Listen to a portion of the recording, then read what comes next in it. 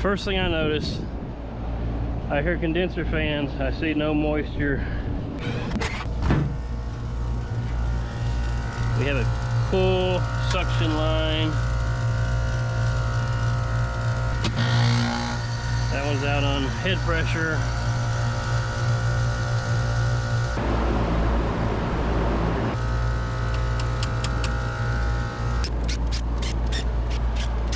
Short screws and long screws. Put the short screws near the coil.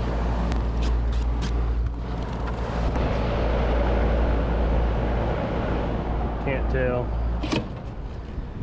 Let's see which way they're spinning here.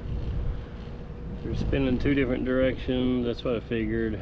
And that's hot as hell, so I ain't gonna reach through there. The way these blades are cut, this is the cutting edge. This should slice through the air and continue spinning that direction.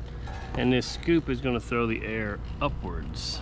This was spinning this way, so that makes that trying to cut the air and then come this way, so this is trying to push the air down. We see this is heaved up. This is normal. This one back here is normal. This one here, how it's swelled up, not good.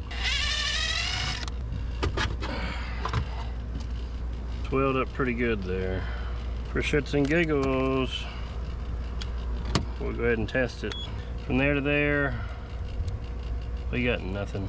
10 microfarads. Let's go see if we have another one. Also, we know this one's short of refrigerant, so we need to bring up some refrigerant. Ooh, I can hear liquid in it. Liquidy. So we have a 10 440/370. Remember, if you have a 370, you can use a 440, but if you have a 440, you don't want to drop to a 370. So this is what happens in the real world. You go to your van, get a capacitor, and you forget you need refrigerant. So now you know you're gonna have to go back and get some refrigerant. And this one is good.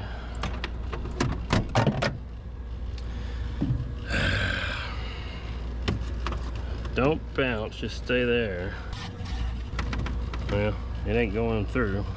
I don't like it, but so now we're gonna watch this fan. Both going the same direction now. Remember, the smaller ones where the coil is. Nothing worse than thinking you're done and you rupture a coil because you stick a long ass screw in there. Yeah, like I said, that one is cool.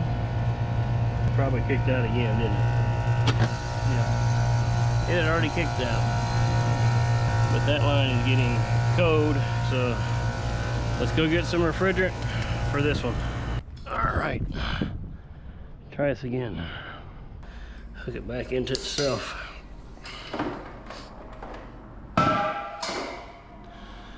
It's almost a full jug too.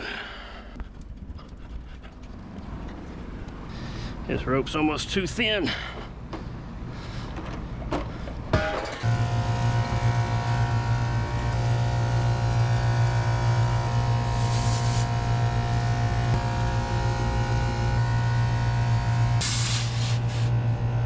We gotta peek back behind this door again. We have expansion valves. And why is it important if we know if it has an expansion valve as opposed to a fixed metering device or an orifice? Knowing that it is an expansion valve, just because we get the superheat right does not mean the charge is going to be 100% correct.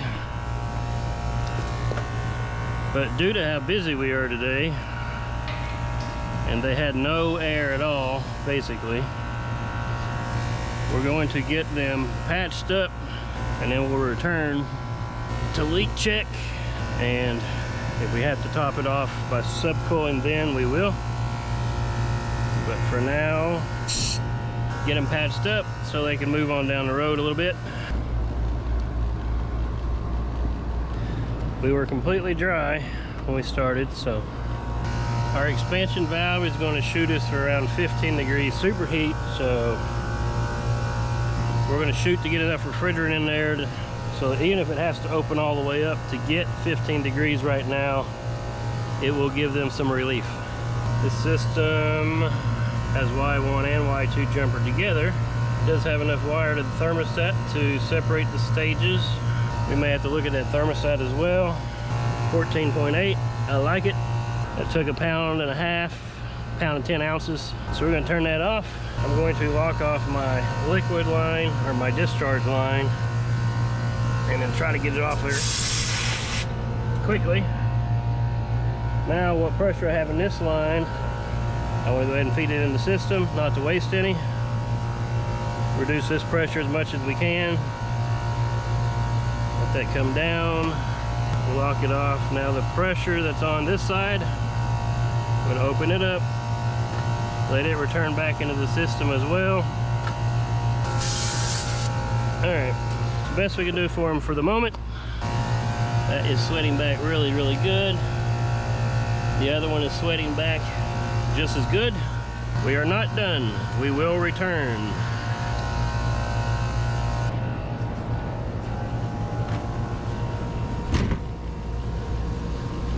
Helps when you get the screws out from behind the panel.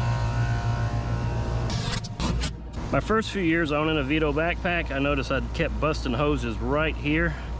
And I noticed when I put them in there, it would bind them up. So I started loosening these up. That way when I set it in here and I start to rotate, look, watch that. That will bend to where it naturally wants to go.